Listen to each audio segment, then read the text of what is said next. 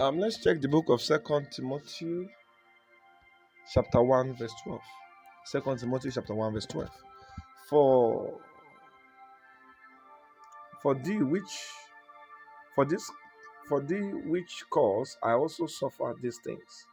Nevertheless, I am not ashamed, for I know whom I have believed, and I am persuaded that he is able to keep that which I have committed unto him against this day.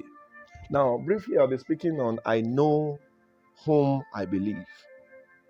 Now, he says, I know whom I believe, and I am persuaded that he is able to keep that which I have committed unto him against that day. Now, when you have the knowledge of who you believe, then persuasion comes in, conviction comes in. Now, you cannot believe that God is able until you have knowledge of who he is.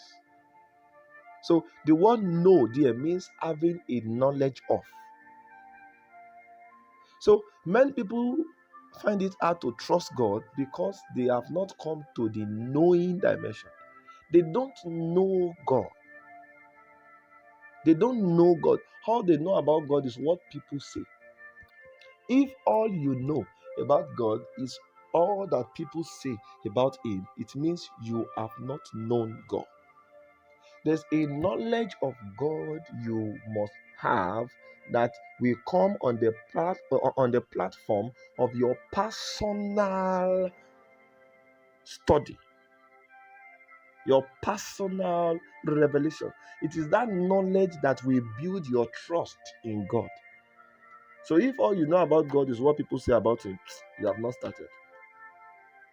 I know whom I believe, and I am persuaded that he is able. Can you see that? God is able. God, you will never believe God is able until you come to the point of knowing. So my question is, do you know who you have believed? Many people claim, oh, I've received Jesus, I've given my life to Christ. Fine, that's very good. But do you know the Jesus you have received? If you know the Jesus you have received, then you will not be living in sin.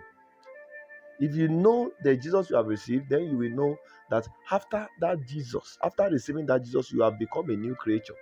The reason many people who claim to have received Jesus are still walking in sin is because they are yet to come to the knowing of who they received. They thought what they receive is a property. So even to tell others about Jesus becomes hard because they thought the Jesus they receive is their own personal property. So they find it hard to share the gospel. Oh, is my Jesus was not? No. When you know whom you have received, you will have knowledge, and that will help you to trust in his ability. The Bible says, for he is able. Why did he know that God is able? He knew God is able because he has the knowledge of who he believed. You know, it's a dangerous thing when you believe a person and yet you don't have a knowledge of the person. Many people believe in God not because they really have a personal knowledge. They just believe in God because of what people are saying, because of what they heard people say. They don't have a personal foundation for their belief. This is the problem. When you don't have a personal foundation for your belief in God, the moment storm rises, you are likely to quit the faith.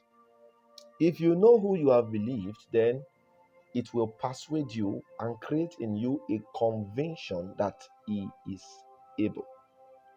You may never come to the point where you submit to God's ability if you have not secured an accurate knowledge of who you have believed. There are two questions you must answer. Who are you to God, and who is God to you? The answer to those two questions will come on the strength of your knowing, your knowledge of who you have believed. Who are you to God? Oh, I'm the son of. Okay, who are you to God? You don't know. Okay. Who is God to you? You don't know. Who are you to God? It is the knowledge of who you have believed that will make you know that I'm a son of God. I'm a son. Who is God to you? Is the knowledge of the one you have received that will tell you, okay, God is my father. So you can never get answer to those two questions until you know who you have believed. And at salvation too, it's important you know who you have received. I pray the Lord helps us in the name of Jesus.